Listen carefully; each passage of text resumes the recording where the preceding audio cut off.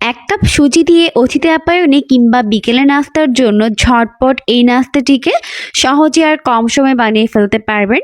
খেতে দারুণ মজার হয়েছে, অবশ্যই বাসায় ট্রাই করবেন, দেখবেন পরিবারের সবাই অনেক বেশি পছন্দ করবে। এই জন্য প্রথমে চুলায় একটি প্যান বসিয়ে দিয়ে দিলাম 1 কাপ পরিমাণ পানি। এরপর পানিগুলোকে ভালো করে ফুটিয়ে নিতে হবে।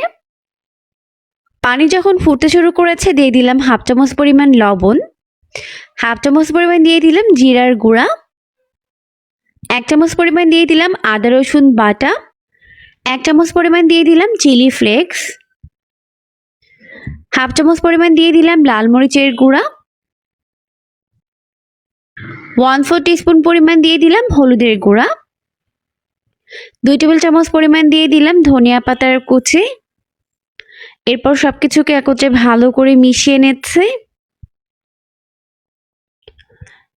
সবকিছুকে ভালো করে মিশিয়ে নেওয়ার পর এখন এর মধ্যে অ্যাড করে দিচ্ছি 1 কাপ পরিমাণ সুজি। আর এটা কিন্তু ভাজা সুজি না, কাঁচা সুজি।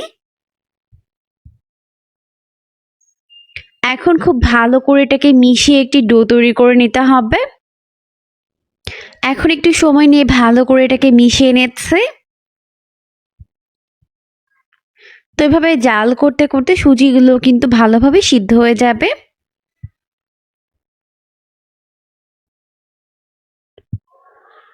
তো একটু সময় নিয়ে খুব ভালো করে মিশিয়ে এরকম একটি ডো তৈরি করে নিয়েছি। আর এই ডোটা কিন্তু এরকমই টাইট হবে, শক্ত হবে।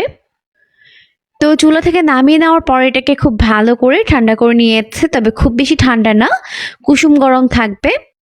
এখন এখানে অল্প একটু ময়দা দিয়ে ভালো করে এটাকে এভাবে মেখে নিচ্ছে। ভালো করে মেখে নেওয়ার পর এখন আমি এটাকে একটি সমতল জায়গায় নিয়ে নিচ্ছি। আমি এটাকে একটি বোর্ডের উপরে নিয়ে নিলাম। আর এখানে একটু ময়দা দিয়ে এখন আমি এটাকে বেলে নিব। তো এই ডোটিকে আমি 2টি ভাগে ভাগ করে নিয়েছি। প্রথম একটি ভাগ আমি বেলে নিচ্ছি, পরের ভাগটা আমি পরে বেলে নিব। এখন একটু ময়দা দিয়ে আবারও ভালো করে এটাকে গোলাকার একটি শেপ দিয়ে নিব। এরপর আমি এটাকে বেলে নিব। যথেষ্ট পাতলা করে বেলতে হবে, আমরা যেরকম রুটি পরোটা খাই তার থেকে কিছুটা মোটা থাকবে। তবে আপনারা চাইলে আরো বেশি পাতলা করে এটাকে বেলতে পারবেন। এখন আমি এটাকে চারপাশে ঘুরিয়ে ঘুরিয়ে বেলে নিচ্ছি। চারপাশে সমানভাবে চাপ দিয়ে এটাকে বেলে নিতে হবে। কোথাও মোটা কোথাও পাতলা থাকা যাবে না।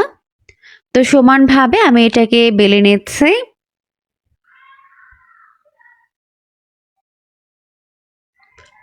তো সমান করে বেলে নেওয়ার পর এখন আমি এটাকে কেটে নিব।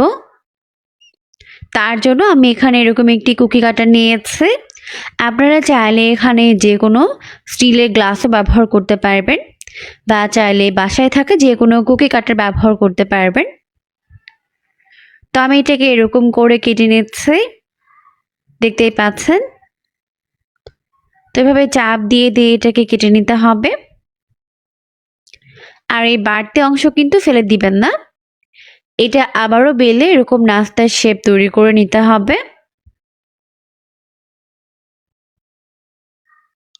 তো এখন এগুলোকে উঠিয়ে নিচ্ছে। বাকি ডোয়ের সঙ্গে আমি এটাকে আবারও বেলে নিব।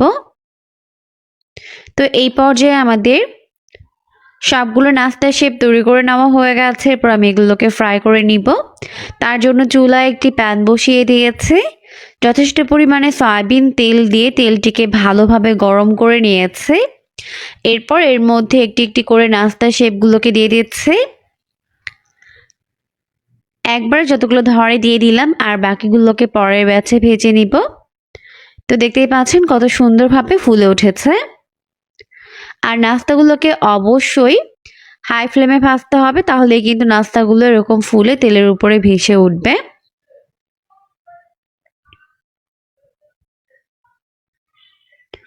তো এখন উল্টে পাল্টে নাস্তাগুলোর দুইটা সাইড এরকম গোল্ডেন ব্রাউন করে ফ্রাই করে নিচ্ছে। তো দেখতেই পাচ্ছেন সুন্দর একটা কালার চলে এসেছে। এখন ভালোভাবে তেল ঝরিয়ে এটাকে তেল থেকে উঠিয়ে নিচ্ছে। লুকটা অনেক বেশি আমি হয়েছে, খেতেও কিন্তু হয়েছে দারুণ মজার। এখন সবগুলো নাস্তা আমি সেমভাবেই ভেজে উঠিয়ে নিব। আর অবশ্যই কিন্তু নাস্তাগুলোকে চুলার আঁচটিকে হাই ফ্লেমে রেখেই ভেজে নিতে হবে, না হলে কিন্তু নাস্তাগুলো ফুলকো হবে না। তো এইভাবেই আমি সবগুলো নাস্তা ভেজে উঠিয়ে নিয়েছি, দেখতেই পাচ্ছেন লুকটা কত বেশি আমি হয়েছে। এই নাস্তাগুলো খেতেও কিন্তু হয় দারুণ মজার। এখন চাইলে পছন্দ মতো সস কিংবা চাটনির সঙ্গে সার্ভ করতে পারবেন। আশা করছি রেসিপিটি ভালো লেগেছে। ভালো লাগলে বাসায় ট্রাই করবেন, দেখবেন পরিবার ছোট বড় সবাই অনেক বেশি পছন্দ করবে। কিংবা হুটহাট মেহমান আপ্যায়নে তৈরি করতে পারবেন। আশা করছি রেসিপিটি ভালো লেগেছে। ভালো লাগলে বাসায় ট্রাই করবেন। পরবর্তী ভিডিও দেখার আমন্ত্রণ জানিয়ে বিদায় নিচ্ছি। সবাই ভালো থাকবেন। আল্লাহ হাফিজ।